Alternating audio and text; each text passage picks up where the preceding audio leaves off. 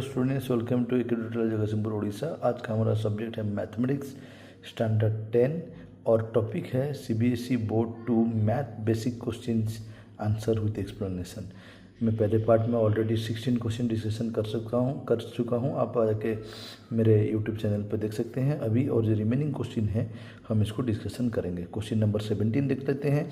If Y axis divide the line segment joining the points A1 and B-2 in the ratio 2:1, then the relationship between A and B is dash।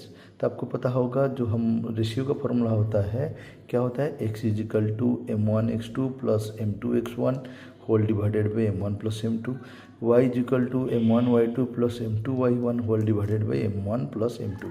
यहाँ पर m1 दे दिया है आपको 2, m2 दे दिया है आपको 1, और यहाँ पे पॉइंट x1 हो गया हमारा a, और y1 हो गया आपका 1, और x2 हो गया b, और y2 हो गया आपका -2। अब वैल्यू डाल के अगर रिलेशनशिप निकालें तो आपका आएगा 2b plus a equal to 0, मतलब 17C आपका करेक्ट आंसर है। क्वेश्चन नंबर 18 का आते हैं। The quadratic equation 4x² plus 8n equal to 0 has real and distinct root, which of the following is true for the value of n। आपको पता है quadratic equation यहाँ पे दिया है। क्वाड्रेटिक इक्वेशन का x के कोएफिशिएंट को बोलते हैं a, तो यहाँ पर हमारा a हो गया 4, और जो क्वाड्रेटिक इक्वेशन में x² के कोएफिशिएंट को बोलते हैं a, तो यहाँ पर a हो गया आपका 4, और यहाँ पे b टर्म जो है यहाँ पे नहीं है, मतलब b यहाँ पर हो गया 0, और कांस्टेंट टर्म जो यहाँ पर हमारा है 8n है, तो c हो गया 8n। तो इसी तरह हम इक्वेशन से निकाल लिए x² का कोएफिशिएंट मतलब a इक्वल टू 4, x का कोएफिशिएंट b जो नहीं है मतलब b इक्वल टू 0, और constant term c equal to 8n। तो हमें जानते हैं रियल एंड डिस्टिंक्ट रूट और रियल एंड अनइक्वल रूट का फॉर्मूला क्या है, d ग्रेटर देन 0। d का फॉर्मूला, d को डिस्क्रिमिनेंट बोलते हैं, d का फॉर्मूला क्या होता है, b² minus 4ac greater than equal to 0।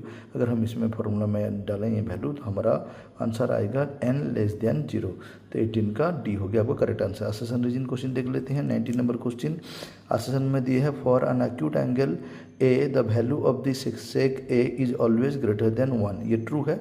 उसके बाद sec² a equal to 1 plus tan² a का होल स्क्वायर रूट, ये गलत है, क्योंकि आपको पता होगा sec² a minus tan² equal to 1 होता है, sec² equal to 1 plus tan² a होता है, sec a equal to 1 plus tan² a होना चाहिए। तो यहाँ पर क्या दिया, sec² a equal to 1 plus tan² a का रूट ओवर दिया, मतलब फॉल्स है, मतलब a is true, r is false, option C.